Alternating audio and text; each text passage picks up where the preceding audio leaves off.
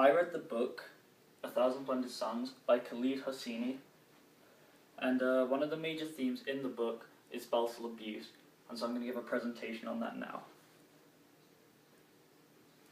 So, first I'm going to give you a bit of background about what spousal abuse actually is.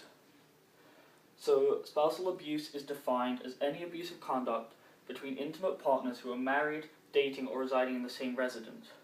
It can refer to single instances of abuse, although it usually refers to a pattern of repeated or cyclical abuse over time. So one stat that I found is that 1 in 4 women will be abused by their partners during their lifetime. This abuse doesn't have to be physical abuse, but it can also be mental abuse. Spousal abuse is unacceptable, and there should be more done to prevent it, especially in the Eastern Hemisphere, which is the setting of the book. So, I'm going to talk a bit about the culture of spousal abuse. So the book I read, A Thousand Splendid Suns, is set in Afghanistan, which is in the Middle East. I'm not trying to say that the issue of spousal abuse only occurs in the Middle East. It is a worldwide problem. However, I'm going to focus mainly on the Middle East because that is the setting of the book. Recently, in a news article I just read, Afghanistan tried to create a law that makes it illegal for you to testify against your family members. This effectively makes spousal abuse legal because the women who are family with the husband cannot testify against them. And I'll talk a bit about that later. So, I'm going to talk about some of the characters that go through spousal abuse. So first is, as you can see, is Jalil and Nana. As Jalil sends her away into a tiny little kulba. This doesn't fit under any real main categories of spousal abuse, but I do believe it is a form of abuse. I do not believe he treated her well. And as you can see here, Rashid physically abuses both Mariam and Layla. He's constantly hitting them, uses his belt, he tries to strangle them, and eventually paid the price for that, and was killed by Mariam. Oh, he is also mentally abusive, as he often threatens the two of them. An example of this is when they try to run away, and when they're called by the police and return to his home, he threatens to kill them if they ever try something like that again. So, first I'm going to talk about Rashid. So Rashid's constant spousal abuse stems from his upbringing. He claims to be an old-fashioned kind of person. He believes that women shouldn't show their faces in public and should always wear a burqa. He believes that they belong to their husbands and that their only purpose is to look after them, whether it be cook for them, clean the house. I believe he uses it as a form of stress relief, as he often beats the two of his wives when he's had a stressful day, for example, when his business starts to fail. Rashid is very sexist, and he believes that it is his right to beat them, and that he is better than them just because he's a male. An example of this sexism occurs when he treats his son like a king, yet he treats his daughter, who isn't actually his daughter, but he doesn't know that at this point, he treats her horribly. So now I'm going to talk about Mariam. So Rashid treats her very nicely at the beginning, and she fell into his trap. She thought that she loved him, and she began to make excuses for him. For example, when she looked through his wardrobe, she found magazines, pornographic magazines, and a gun, but he made excuses for him. By the end of the book, she actually hates him because of the abuse. So Mariam never really had a chance against Rashid. He is much bigger physically, and also she can't leave him as he provides for her completely, and she would not survive out there on her own. So I believe that spousal abuse is caused by lack of women's rights, and that if it had been possible for Mariam to move out and fend for herself, get her own job, and she wouldn't have had to suffer this abuse, and she could have just left Rashid. So Layla is Rashid's other husband, and was also abused by Rashid. So he did the same things he did with Miriam, and he was very nice to her at the beginning, right after her parents had died. But as soon as she was married to him, and he was in control, he got worse and worse towards her, and began to beat her as well. So Layla was very intelligent. Her father worked at the university, and ironically he told her before he died that it's one of the best times to be a woman in Afghanistan. And unfortunately for Layla, the Taliban came in, and it actually became one of the worst times to be a woman in Afghanistan. Once again, Layla has no chance of competing physically with Rashid, and she cannot go out on her own or she would die. So I'm going to talk about the setting. The first setting of the book is the tiny kulba that Nana and Miriam lived in, that Jalil built for them along as Nana was pregnant. So the way Jalil treated Nana was appalling.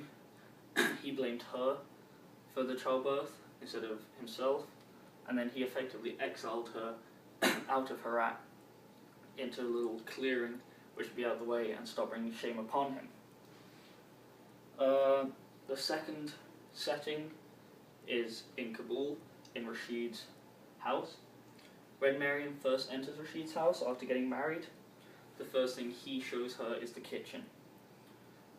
It is a big stereotype in North America that women should be in the kitchen, but it is not regularly followed up on. However, Rashid genuinely seems to believe that Miriam's only job is to cook and clean for him, and that she serves no other purpose. So, I focus in the small settings, but now I'm going to broaden it out into Afghanistan as a whole. So Afghanistan is located in the Middle East, and it is known to be an area plagued with spousal abuse. And the book sheds some light on what is actually happening out there. So the abuse seems so casual. Rashid is apparently throwing his wives off the walls, and no one ever makes a complaint or says anything to him about it. They just seem to leave him be and let him beat his two wives.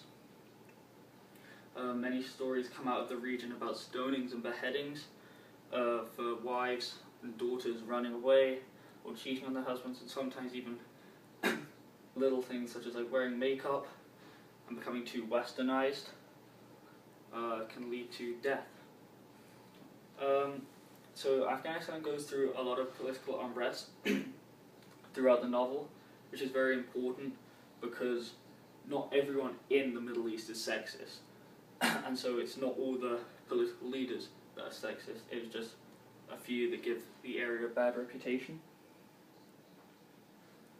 So I'm going to talk about the plot now.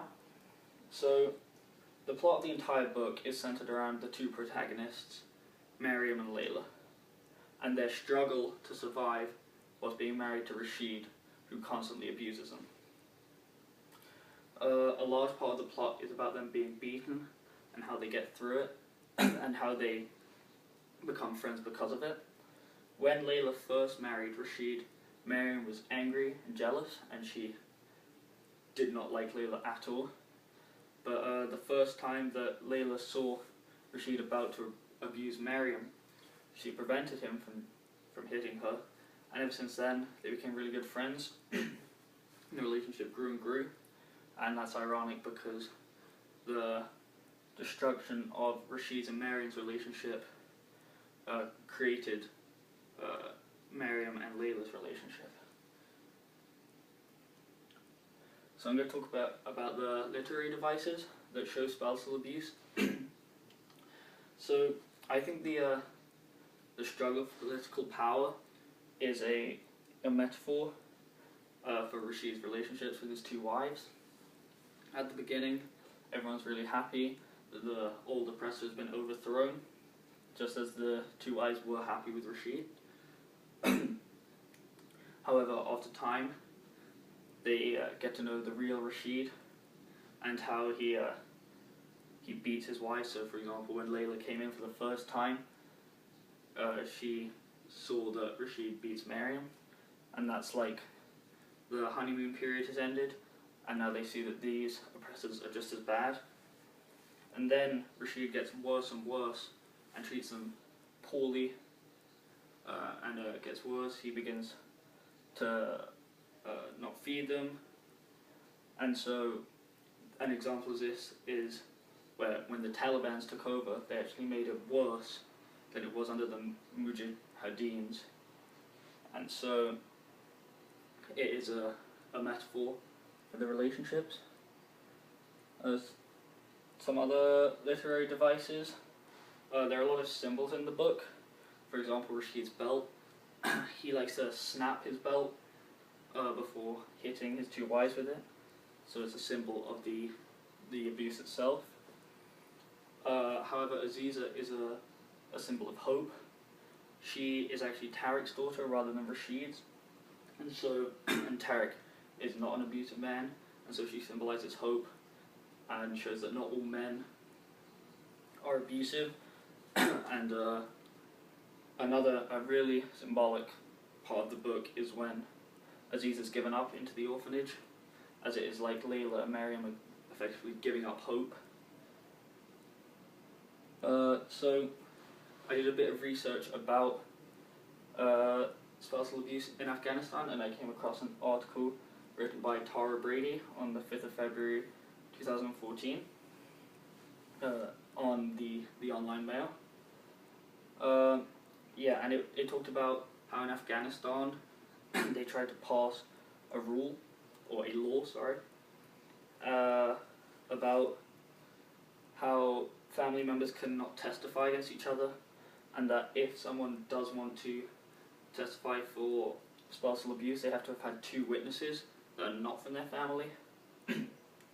This effectively legalizes spousal abuse, as the only people that would be testifying spousal abuse would be the wife herself, or her children, her brother, something like that, and they're no longer allowed to testify, as well as you're not going to have two witnesses outside of your family once you beat your wife, and therefore that law is also irrelevant. So they're just free to beat their wives whenever they want, with no punishment. So I think it's actually quite disgraceful for spousal abuse to be happening at all. Is bad, but for a country's government to actually try and pass laws to effectively make it legal, it's just astounding. It's absurd. It shows a huge difference between the Eastern Hemisphere and the Western Hemisphere, as I do not believe that if something like this happened in Canada or the United States, they would not allow it. This relates to the book.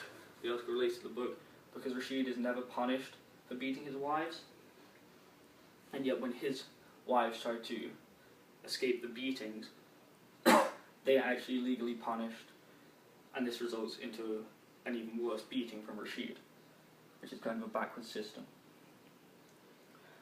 So I have a couple of discussion questions relating to my article.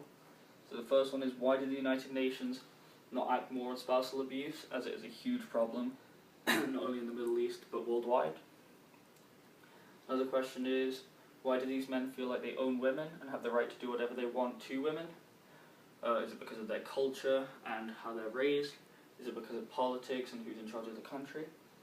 And finally, would better education for women and also educating men on why spousal abuse is bad actually have any difference on the statistics of spousal abuse? And to conclude, spousal abuse is a serious problem all over the world, but Afghanistan, which is the, as I said, the setting of 1,000 Splendid Suns, is a particularly badly afflicted area. Spousal abuse is a fundamental part of the plot. It has a lot of symbols, it has a lot of characters and a lot of literary devices related to spousal abuse. Unfortunately, this type of behaviour does not only occur in fiction books, but as you can see from the article, it happens in real life as well, all over the world, and it is far too common.